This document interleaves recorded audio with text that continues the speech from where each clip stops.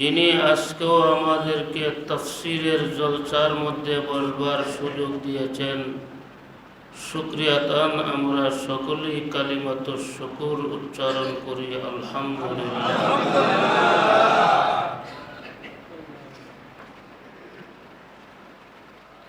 আয়াতুল কুরসির মধ্যে আল্লাহ তাআলা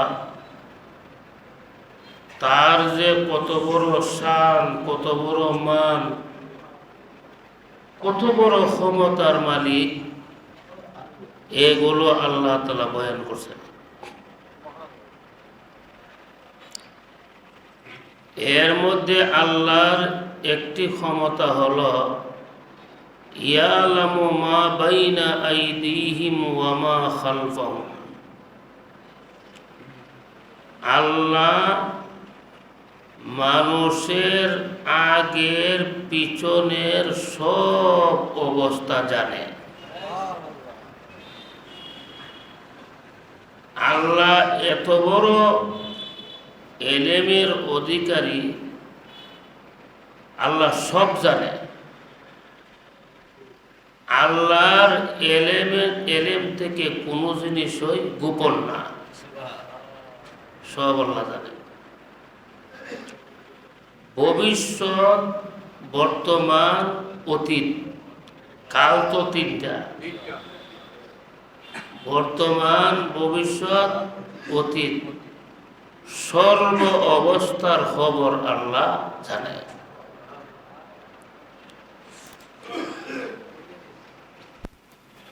আল্লাহ ছাড়া আর কেউ সব জানতে পারে না, ঠিক আছে নি? ولا يحيطون بشيء من علمه إلا بما شاء।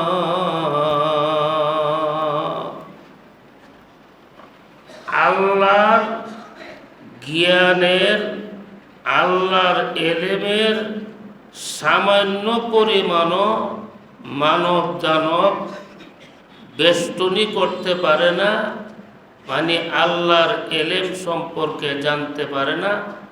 ইল্লা বিমা শাআ, আল্লাহ যতটুকু ইচ্ছা করেন ততটুকুই মানুষ জানতে পারে, ঠিক আছে? আল্লাহর এলেম পুরাপুরি ভাবেই মানুষ জানতে পারবে, সামান্য আল্লাহ যতটুকু জানা ততটুকু জানতে পারে। কারণ আল্লাহর এলেমের সাগরের কোনো কুল কিনারা নাই। অসীম এলেমের মালিক হইল আল্লাহ।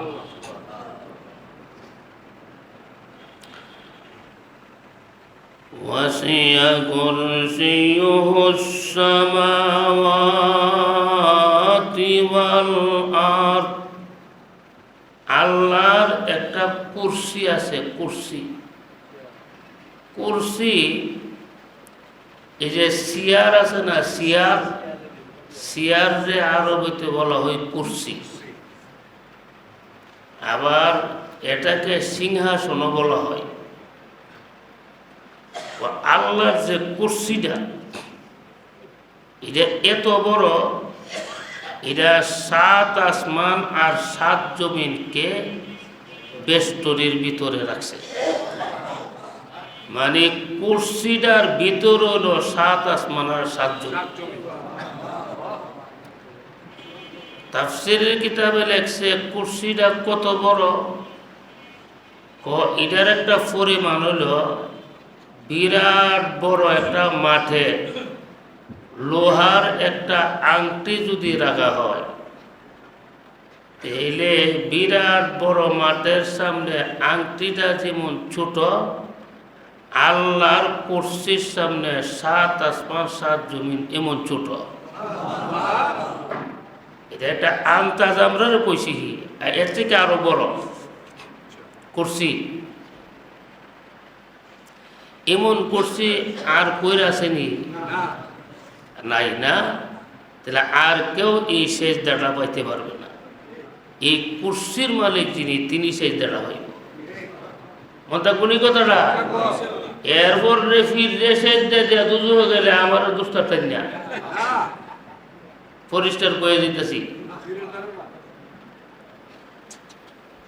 ওয়াসিয়া কুরসিয়ুস সামাওয়াতি ওয়াল আরদ কুরসি থেকে আরো বড় হলো আরশ সুবহানাল্লাহ আরশটা কত বড় এটার একটা পরিমাণ দিছে হাদিসের কিতাবে যে 7 আসমান 7 জমিন কুরসির সামনে যেমন ছোট পুরা কুরসিটা আল্লাহর আরশের সামনে এমন ছোট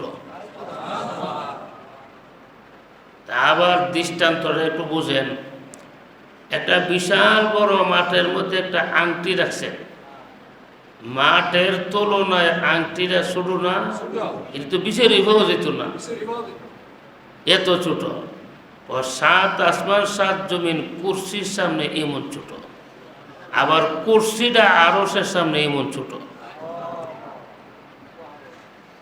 এই আরশের উপরে হইল আল্লাহ সুবহানাল্লাহ আল্লাহু আকবার আল্লাহ সবচেয়ে বড় আল্লাহ যে কত বড় এটা কেউ আয়ত্তে আনতে পারবে না ওয়ালা ইয়াউদুহু হিফযুহুমা আসমান আর জমিন আল্লাহ হেফাজত করে রাখতে আল্লাহর কোনো কষ্ট হয় না আপনি যদি কাইলা আঙ্গুলের মধ্যে একটা আংটি পরেন আপনার কোনো কষ্ট লাগবো এটা তো আপনি বুঝতে না আংটি আছে না না 7 আসমান 7 জমিন আল্লাহর কুদরতি হাতের মধ্যে আছে এটারে ধারণ করা আল্লাহর জন্য কোনো ব্যাপার নেই না এই ক্ষমতা আর কাহারও আছে এই কারণে ইবাদত পাওয়ার মালিককে সেজদা পাওয়ার মালিককে আল্লাহ ওয়াহুয়াল আলিয়্যুল আযীম আল্লাহ হলো সর্বোচ্চ মহান আল্লাহ হলো সর্বোচ্চ মহান আল্লাহর সাথে কাহারও জিনিসের কোনো তুলনা হইতে পারে না আপনারা এই আয়াতটা 1 মাসও যদি লাগে এটা মুখস্থ করবেন এটা বহু বড় একটা হাতিয়ার একটা অস্ত্র বিশেষ করে জাদু এবং শয়তানের কুমন্ত্রণা থেকে শয়তানের আক্রমণ থেকে বাঁচনের হাতিয়ার হলো এই আয়াতটা সুবহানাল্লাহ জোরে কোন আর এই আয়াতটা একবার পড়লে আপনি যেন কোরআন শরীফের 10 পারা পড়ছেন 10 পারা পড়তে তো অনেক সময় লাগে কিন্তু একবার এই আয়াতখান পড়লে 10 পারা পড়ানোর সওয়াব আপনি পাইছেন সূরাতুল বাকারার 255 নম্বর আয়াত আয়াতুল কুরসির তফসির আপাতত আমি আংশিক শেষ করলাম এখন এরপর আয়াত লা ইকরাহা ফিদ্দীন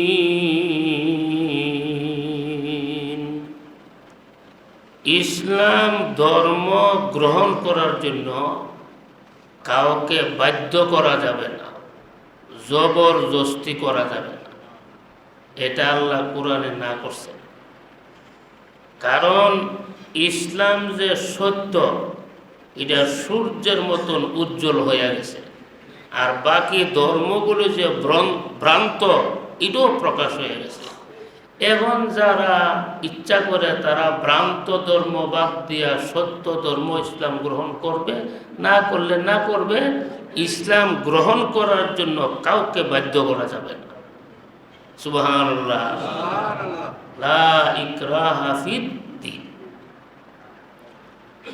তাহলে এখানে একটা প্রশ্ন জাগে ইসলাম গ্রহণ করার জন্য যদি জবরদস্তি না চলে, বাধ্যকতা না চলে, তাহলে রসুল করিম সাল্লাল্লাহু আলাইহি সাল্লাম সাহাবাদেরকে নিয়ে যুদ্ধ করলো কেন? কাফিরদের বিরুদ্ধে যুদ্ধ করলো কেন?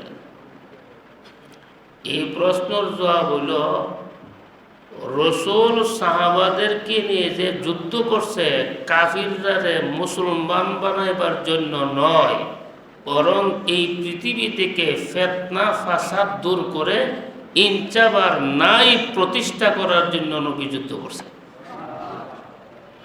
মুসলমান বানাইবার লাগি না। এমন তো কাফিররা যদি মুসলমানদেরকে জিজিয়া দিছে, কর দিছে, তখন তারা যার যার ধর্ম নিয়ে নিরাপদে বসবাস করছে মুসলমানের সাথে হই। ঠিক না বেটি? হযরত ওমর রাদিয়াল্লাহু তাআলা আনহু, এক বৃদ্ধা মহিলা খ্রিস্টান। ওমর বললেন, হে বৃদ্ধা মহিলা, তুমি ইসলাম ধর্মটা গ্রহণ করো। বৃদ্ধা মহিলা বললেন, কালাত আজুজুন কাবীরাতুন। মহিলাটা বলতেছেন, আমি বৃদ্ধা হয়ে গেছি, মরণ আমার কাছে, আমি শেষ অবস্থাতে বাপ দাদার ধর্ম আমি ছাড়ব না, আমি খ্রিস্টান ধর্মটারে ছাড়ব না, মরণকালে ধর্মটা আমি বাদ দিব না। হযরত ওমর এই মহিলাটারে ইসলাম গ্রহণ করার জন্য জবরদস্তি করেন নাই, বাধ্য করেন নাই, বরং তিনি বলেছেন, লা ইকরাহা ফিদ্দীন, ধর্মের মধ্যে কোনো জবরদস্তি নাই। ওই মেয়েটারও ফিরাইয়া জোর করেন নাই যে ইসলাম গ্রহণ করো। বোঝা গেল ইসলাম গ্রহণ করার জন্য কোনো মানুষকে বাধ্য করা কোরআন সমর্থন করে না। ঠিক না বেটি? আরে বাপরে বাবা! কারণ কি? এই দুনিয়াটা হলো একটা পরীক্ষার হল। আমরা হইলাম পরীক্ষার্থী, আল্লাহ হলো পরীক্ষক। পরীক্ষার হলের মধ্যে পরীক্ষার্থীদেরকে পূর্ণ স্বাধীনতা দিতে হয়। ঠিক না বেটি? সে যা মনে চা তা লিখবে, তাকে ম্যাজিস্ট্রেট বলতে পারবে না তুমি এমনি লেখো সেমনি লেখো। এমনি লিখতে 12 নম্বর পাইবা, এমনি লিখতে কম নম্বর পাইবা। ম্যাজিস্ট্রেট এই কথা বলার ক্ষমতা নাই, পরীক্ষক এই কথা বলার ক্ষমতা নাই, বরং পরীক্ষার্থীদেরকে পূর্ণ স্বাধীনতা দিতে হয়। ঠিক না বেটি? আল্লাহ বলেন দুনিয়াটা হলো পরীক্ষার হল, মানব দানব হলো পরীক্ষার্থী। তারা যার যার মতে পরীক্ষা দিবে, তার রেজাল্ট দেওয়া হবে হাসরের ময়দানে। ভালো পরীক্ষা যদি দেয়, রেজাল্ট ভালো হবে, জান্নাতে যাবে। খারাপ পরীক্ষা যদি দেয়, রেজাল্ট খারাপ হবে, জাহান্নামে যাবে। পরীক্ষার হলের মধ্যে যেমন পূর্ণ স্বাধীনতা শিক্ষার্থীদেরকে দেওয়া হয়, ছাত্রছাত্রীদেরকে দেওয়া হয়, আল্লাহ দুনিয়া তো প্রত্যেকটি মানুষকে যার যার ধর্ম পালন করার স্বাধীনতা দিছে। এখানে হিন্দুরা যখন পূজা করে আমরা পূজার মধ্যে বাধা দেই না, তারা যখন মূর্তি পূজা করে আমরা বাধা দেই না। বহু ধরনের পূজা বাংলাদেশের মধ্যে চলে, আমরা কোনো পূজার মধ্যে বাধা দেই না। ঠিক না বেটি? বরং 5ই আগস্টের সময় যখন কোনো কোনো জায়গার মধ্যে তাদের মন্দিরের উপর আক্রমণ চলছিল, আমরা কওমি মাদ্রাসার ছাত্ররা হিন্দুদের মন্দির পাহারা দিছি। ঠিক না বেটি? যেই সময় বাবরি মসজিদটা ভেঙে ছিল, আল্লামা বড় হুজুর সিরাজুল ইসলাম রহমাতুল্লাহ আলাইহি উনি জীবিত ছিলেন। উনার কাছে বুখারী শরীফ পড়ি, এখন তো এখানে বিশাল বড় মন্দির আছে, তার উপর আক্রমণ করবে মুসলমান। ওই সময় হিন্দুরা ব্রাহ্মণবাড়িয়া মাদ্রাসার মধ্যে গেছে বড় হুজুরের কাছে, হুজুর আমরা বিরাট বড় মূর্তি আছে, তার উপর আক্রমণ হবে। নবী হুজুর বলছেন না, কারণ ভারতের মসজিদ যারা ভাঙছে ভারতের হেরা দোষী, বাংলাদেশের হিন্দুরা দোষী না। ঠিক না বেশি? কাজে ভারতের বাবরি মসজিদ ভাঙছে, তাই বলে বাংলাদেশের মন্দির ভাঙ্গা যাবে না, মূর্তি ভাঙ্গা যাবে না। এখানে আমাদের ব্রাহ্মণবাড়িয়া জেলার মধ্যে একটা মূর্তিও ভাঙ্গা হয় না। ঠিক না বেটি? ইসলাম শান্তির ধর্ম, যার যার ধর্ম স্বাধীনভাবে পালন করবে। তবে ইসলামটা উজ্জ্বল হয়ে গেছে, স্পষ্ট হয়ে গেছে। পৃথিবীর বুকে সর্বশ্রেষ্ঠ ধর্ম হলো ইসলাম ধর্ম। আর কোন ধর্ম সত্য হতে পারে না। যাদের কপাল ভালো, নসিব ভালো, তারা সত্য ধর্মটারে গ্রহণ করে চিরকালের জন্য জান্নাতি হয়ে যাবে। না আপনারা ঘুমাই দিচ্ছেন? মাথাটা নিচু যে দিলে মনে করলাম ঘুমাই গেছেন গা, আর মাথাটা যখন উড়বু দিয়ে রাখবা তখন মনে করলাম যখন ঘুমো। আমরা ফাও বলি আজান, এইভাবে ফির মসজিদের সামনে ফাও দৌড়। ঠিকটা ঠিক আছে? বসার দেব আছে।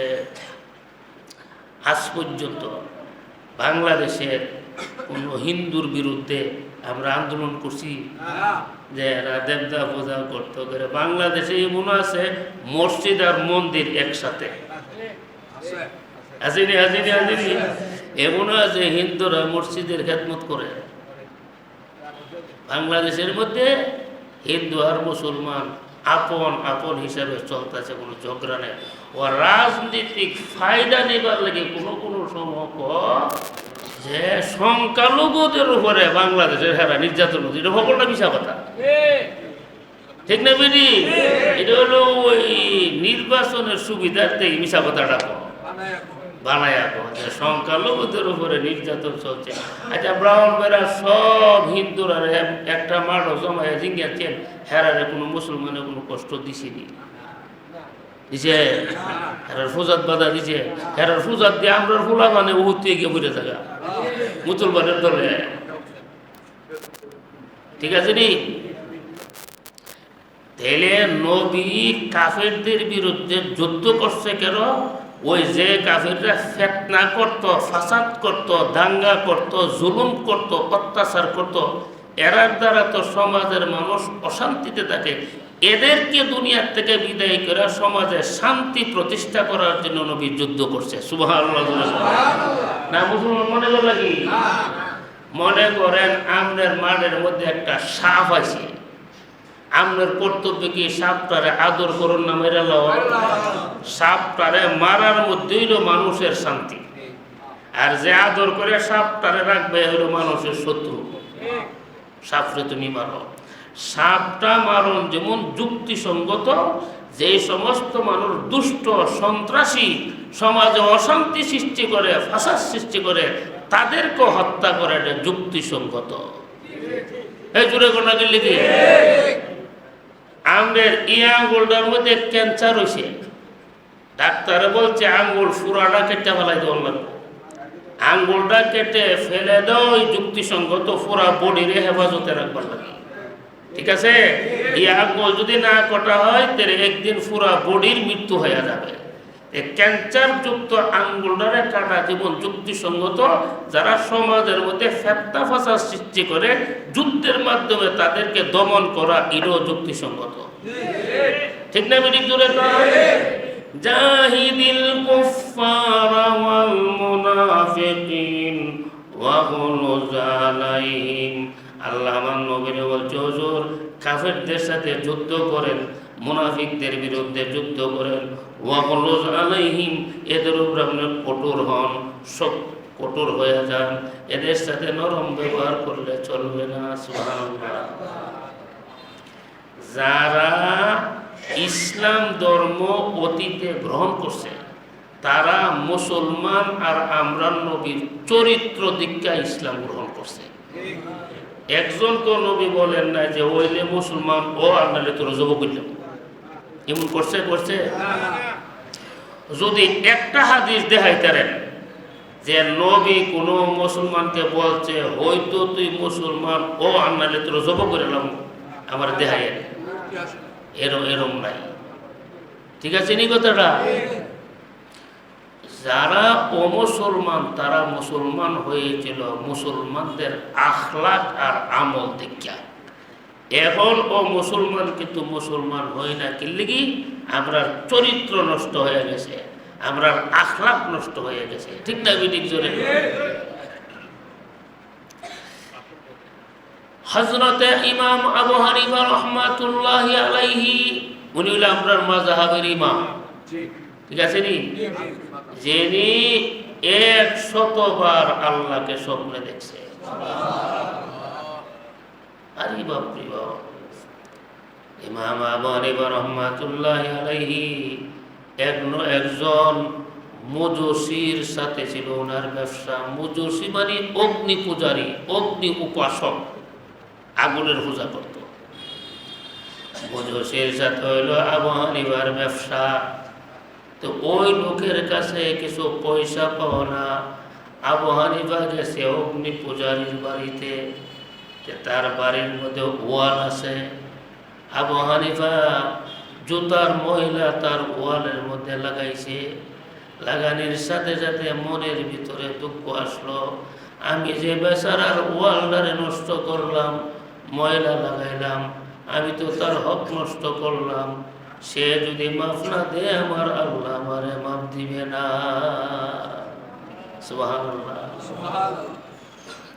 আবু হানিফা গেটের মধ্যে গিয়ে লুক করছে, একটা বাচ্চা বের হয়ে আসছে। জিজ্ঞাসা করলো, আপনি কাকে চান? আবু হানিফা বললেন, আমি এই বাড়ির মালিককে তালাশ করতেছি। তখন বাচ্চাটা বলল, ঠিক আছে, আপনার নাম কি? বলে, আমার নাম আবু হানিফা। বাচ্চাটা গিয়া বললেন, আব্বা, আবু হানিফা একটা লোক গেটের সামনে অপেক্ষা করতেছে আপনার জন্য। তখন তিনি বুঝে ফেলেছে আমার কাছে যে পয়সা পাও না, আবু হানিফা পয়সার জন্য আসছে। উনি তাড়াতাড়ি গেটের সামনে আসলেন। আয়েশা বললেন, হুজুর, আপনি যে আমার কাছে পাওনার তালাশে আপনি আসছেন মনে হয়। আবু হানিফা বললেন, শোনো, আমি তোমার বাসার কাছে এসে নাপাক হয়ে গেছি।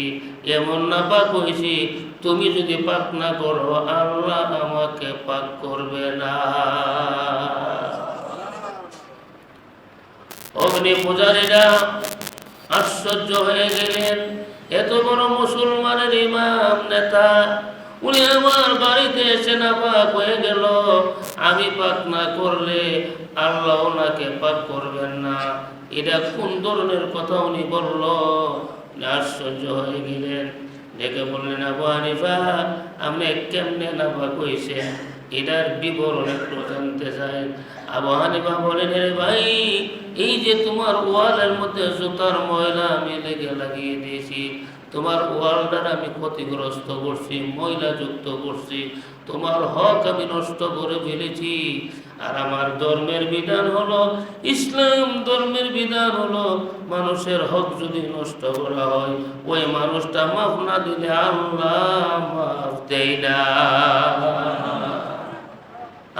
কত বোনের হক মানলাইন, কত ভাইয়ের হক মানলাইন, আর বেস্তে যাবার লাগে হক রাগি রেডি হয়েছে।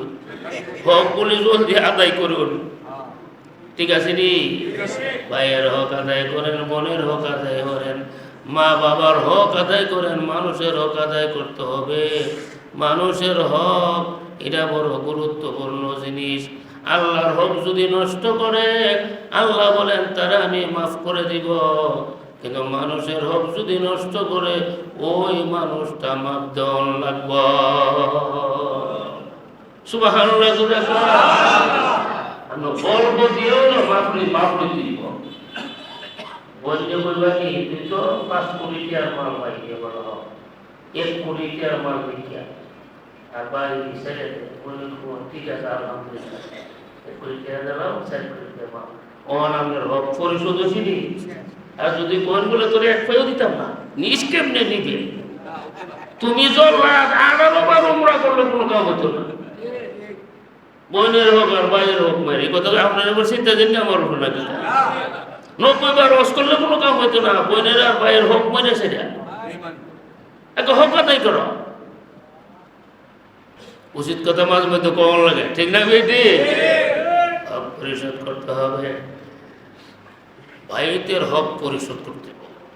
অহন বড় ভাই বুঝে ছোট ভাই না বালে সংসার বড় ভাই রাতে এই বেড়ায় ছোট ভাই বালে এবার আগে আগে ওই সম্পদ আল্লাহর মিলে গায়েব করে দিছে। অহন যদি বেডটা বসে তোষ মিলিয়া সারাদিন বইয়া দেখুন কাম হইব যে সুর সুর ছোট ভাইয়ের হক মেরে লিছি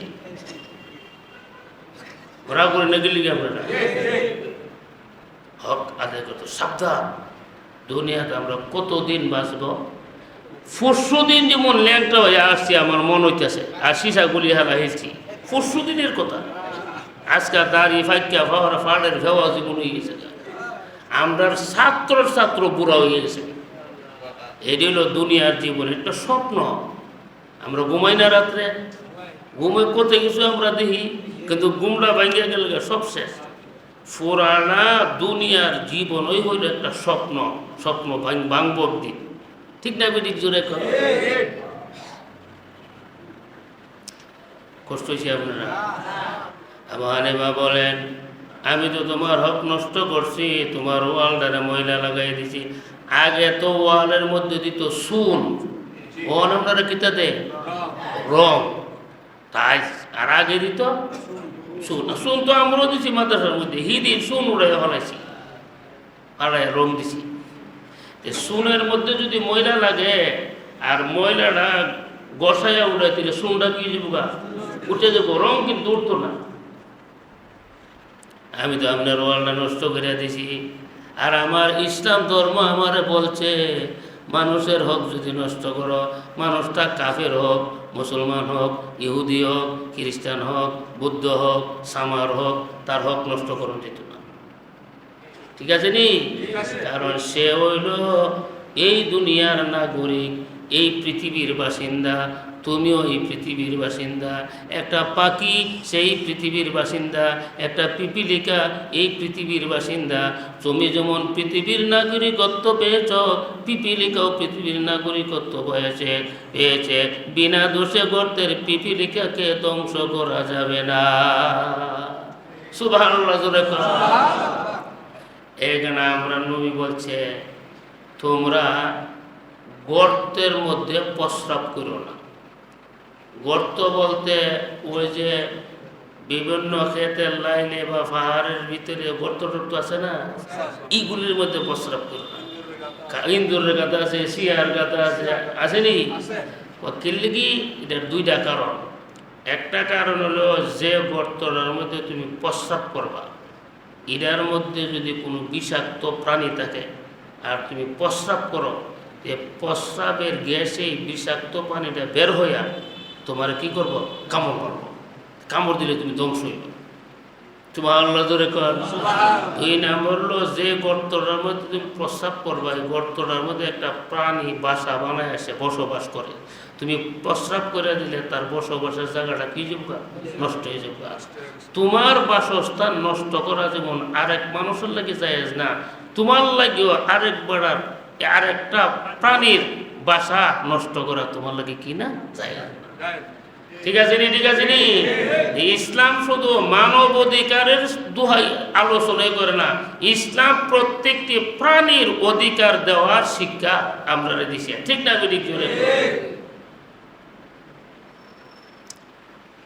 একদিন একটা পাখি আমরা নবীর কাছে আইছি। সুবহানাল্লাহ।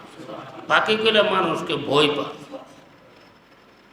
এই পাখিরা রসুলের কাছে আইসা ঠোঁটটা মাটির মধ্যে লাগাইয়া দোনোটা ফাঁক আজায়া অর্থাৎ নবীর সামনে নত জানু হইয়া বসছে এবং এই পাখিটার জবান খুলছে।